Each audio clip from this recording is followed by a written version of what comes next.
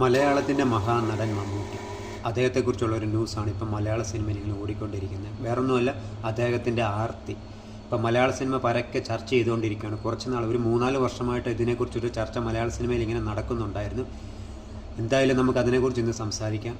മലയാളത്തിലെ മികച്ച നടൻ ആരാണെന്ന് ചോദിച്ചാൽ മോഹൻലാൽ ഓർ മമ്മൂട്ടി, ഈ 2 പേരുകളായിരിക്കും ആദ്യം പറയുക. അത് കഴിഞ്ഞ് തിലകൻ വരും, നെടുമുടി വേണു വരും, അങ്ങനെ പല പേരുകൾ പറയുമെന്ന് പറഞ്ഞാലും മലയാളത്തിലെ മികച്ച നടന്മാരുടെ ലിസ്റ്റിൽ എപ്പോഴും 1ാം സ്ഥാനത്താണ് മമ്മൂട്ടി. പക്ഷേ അദ്ദേഹത്തിൻ്റെ ആർത്തി, അതായത് എന്തെന്നുള്ള ആർത്തിയല്ല, അതെ, മികച്ച കഥാപാത്രങ്ങൾ ചെയ്യാനുള്ള അദ്ദേഹത്തിൻ്റെ ആർത്തിയാണ് ഇപ്പം മലയാള സിനിമ ചർച്ച ചെയ്യുന്നത്. കാരണം എങ്ങനെ ചർച്ച ചെയ്യാതിരിക്കും?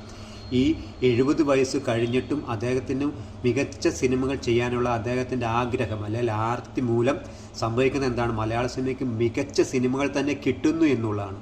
അതിന് ഏറ്റവും വലിയ ഉദാഹരണങ്ങളാണ് ബ്രഹ്മയുഗം പോലൊരു സിനിമ. അതേ പരീക്ഷണ സിനിമ എന്ന രീതി നമുക്ക് കണക്കാക്കുന്ന ഒരു സിനിമ വരെ അദ്ദേഹത്തിൻ്റെ പെർഫോമൻസ് എന്തായിരുന്നു നമ്മളെല്ലാവരും കണ്ടാണ്.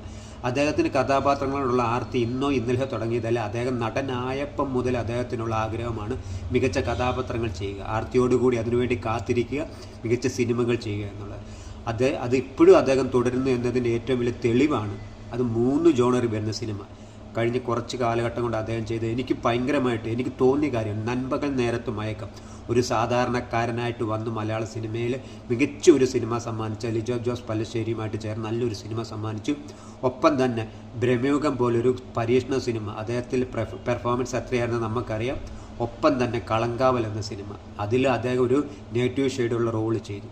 അന്നപ്പം തന്നെ ഈ 3 സിനിമകളൊന്ന് താരതമ്യം ചെയ്താൽ തന്നെ നമുക്കറിയാം അദ്ദേഹത്തിന് സിനിമയോടുള്ള ആവേശം, അല്ലെ മികച്ച കഥാപാത്രങ്ങൾ ചെയ്യാൻ അദ്ദേഹത്തിൻ്റെ ഉള്ള ആർത്തി.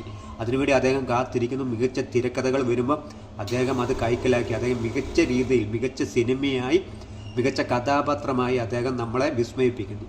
ഇപ്പം ഇതാ വീണ്ടും അടുത്തൊരു വിസ്മയത്തിന് മലയാളികളെല്ലാം തയ്യാറായിക്കുക. വേറൊന്നുമല്ല, അടൂർ ഗോപാലകൃഷ്ണനുമായി ചേർന്ന് മമ്മൂക്കയുടെ അടുത്ത സിനിമ ഷൂട്ടിങ്ങൊക്കെ ആരംഭിച്ചു കഴിഞ്ഞു. എന്തായാലും അടൂർ ഗോപാലകൃഷ്ണനും മമ്മൂക്കയും ചേർന്നപ്പോഴെല്ലാം മലയാളത്തിൽ ക്ലാസിക്കുകളാണ് ഉണ്ടായത്. ഇതും അതേ ജോണറിൽ പെടുന്ന ഒരു സിനിമയായിരിക്കുന്നതിൽ ഒരു സംശയമില്ല. എന്തായാലും നമുക്ക് വെയിറ്റ് ചെയ്യാം. 2026 ലാസ്റ്റിലേക്ക് റിലീസിങ് നടക്കുമെന്നാണ് പറയുന്നത്. എന്തായാലും അതും മലയാള സിനിമയുടെ ഒരു ക്ലാസിക് തന്നെയായിരിക്കും. മമ്മൂക്കയുടെ മികച്ച സിനിമകളിൽ ഒന്നും ആയിരിക്കും അതെന്നതിൽ ഒരു സംശയമില്ല. എന്തായാലും നമുക്ക് വെയിറ്റ് ചെയ്യാം. അപ്പം എൻ്റെ സംബന്ധമായിട്ടുള്ള ചാനലാണ്, ഒന്ന് സബ്സ്ക്രൈബ് ചെയ്യാൻ സാധിക്കുമെങ്കിൽ ഒന്ന് സബ്സ്ക്രൈബ് ചെയ്യാം.